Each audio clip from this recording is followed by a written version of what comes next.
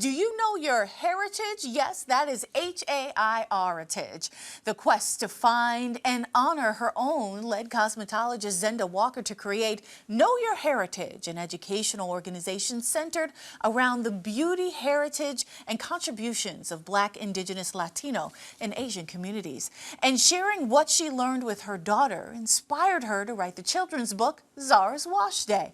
And next week, Zenda will return to Boston and stop by a couple of Boston Public Schools to read the book to students. Zenda Walker joins me now. Welcome to the show. Thank you so much for having me, Crystal.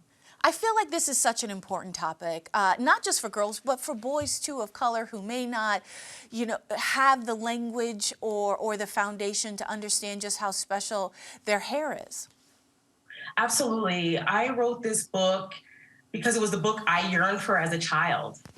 I looked for books with characters that looked like me and that I could relate to and with topics that resonated with me. And one of the things that's been so close to my heart for many, many years is this topic of our hair and building our self-confidence through our heritage. So talk to me about some of these experiences that led you to want to write a book.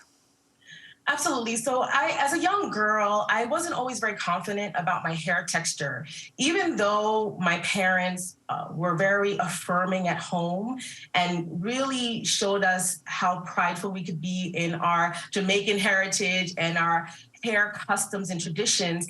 There were a lot of messages in the outside world that told me something a little different, that my hair wasn't beautiful, that my skin tone, my hair texture wasn't as desirable in the world and wasn't seen as beautiful. And so I did grow up with some of those, that push and pull of, how can I be confident about who I am? And so when my daughter, who's now 9, started asking those questions about her hair, Mommy, why is my hair oily? Why do you braid my hair? Why do you twist my hair? Why are you putting these ornaments in my hair? I knew that I could go a little bit deeper with her and really help her to understand not just how we create these beautiful aesthetics, but also the why behind all these cultural hairstyles and how it links to our African history. I also think about that connection where you're sitting down, like I remember my mom sitting me down in the morning, doing my hair, greasing my scalp, all of those things.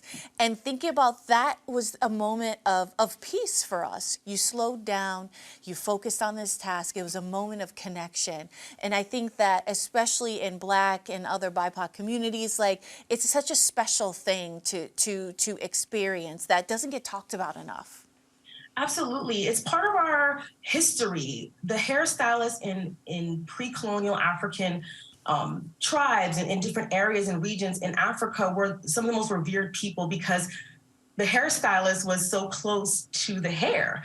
And you had to really trust and be able to really fully trust that person with what we considered was the closest thing to God, right? Mm-hmm. And so it's a tradition where because we have textured hair or you might have curly, wavy hair, the time it takes to create some of these traditional styles, it takes a little bit longer. So you have much more time with your loved one or whoever is attending to your hair at the time to really build connections, to learn, to really feel that level of support and comfort. I know sitting in between my mother's knees and just having her, like you said, grease the scalp. These are all things that many people of African descent can relate to and can feel nostalgic about.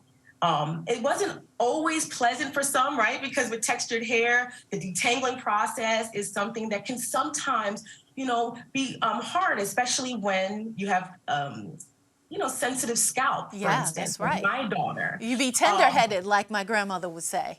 Exactly. And so this was also sometimes a way, what I realized, especially when I wrote this book during the pandemic, was a way for me to change the narrative on what wash day can sometimes be, which is it can be sometimes frustrating where we're like rushing to do all these things in the world.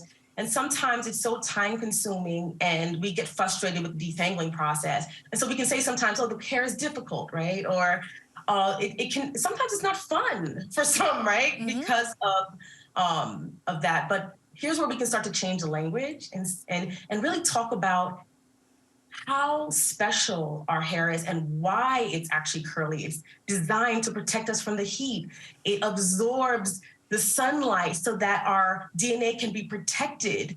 You know, all these magical things when we hear these terms that we say, you know, black girl magic or black boy joy, these are some of the things that are really tangible to now talk about and actually demonstrate when we say magic.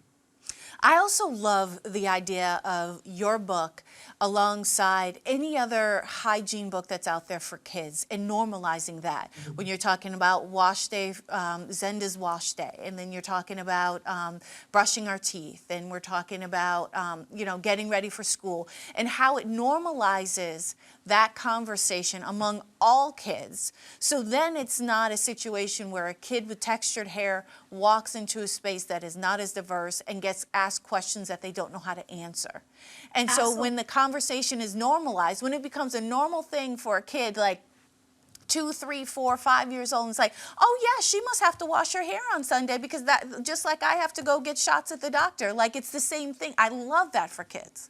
Exactly. And all of us have had some experience with washing our hair. This is something that can connect all of the different nationalities, ethnic groups. We all have sort of have this heritage that we can speak to. And I think it can connect us, but it can also dispel myths about, you know, why you shouldn't touch our hair or why we don't have to wash our hair every day even, right? And then it's still hygienic, right? And that we can really appreciate different practices among all the different ethnic groups and really just come to a better understanding and live more harmoniously in this world.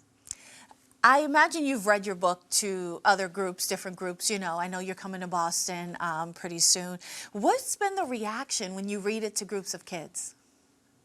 It has been so overwhelming. I'll tell you, when I hit that publish button and saw the reaction, I got hundreds and still do get hundreds of pictures from parents, from, you know, guardians, from children all over the world holding up my book and smiling and saying how much the book has changed their lives. And even the adults are learning from the story and how much history is behind our hair. And so it really has been received with the intention that I put forth, which is this love letter, really to communities who have really been, you know, dealing with what's been going on in the news, everyday life, even I even experiences with discrimination, right? It helps to really build that confidence that children need, especially during the developmental stages of their lives, so that they can approach the world differently, deal with conflict differently, but also just know that within themselves, they carry an amazing, colorful, rich history that they can be proud of. I'm always curious too, because I know the world of children's books is so specific. Language is specifically chosen. The pictures are specifically chosen to connect to a certain audience. What was that process like for you? It was really, really interesting because a lot of people, I get so many mixed reviews too, just in general about, okay, well, is this character, main character and the mother, is this actually you and Zara? Well, it is inspired by us, but the characters don't necessarily look like us, right? But I was very, very intentional and specific about wanting to show a character with deeply melanated skin, a character that you could honor the texture of her hair. I really wanted to speak to and really I wanted this to resonate with the reality of what goes on in communities of African descent, which is really showing the beauty of the braid, showing the ornaments, but also showing the beauty in our skin tone as well. And I wanted it to be really explicitly clear that this is a character of African descent, but just because it's a character of African descent doesn't mean that other people can't read it and relate to the story and that are not connected to people in the Black community, that they can also share the book with and have discussions about the topic. So I was very intentional about that. And I'm really proud that I could put it out there in the world and have so many people connect to the message. Well, I know as a mother of a 20-month-old son with curly hair, I know that reading these books and having that sense of connection, and then also in families where there might be mixed ethnicities. You know, my son is biracial, and being able to use it to explain that to, you know, his white relatives, I think that that's also super important.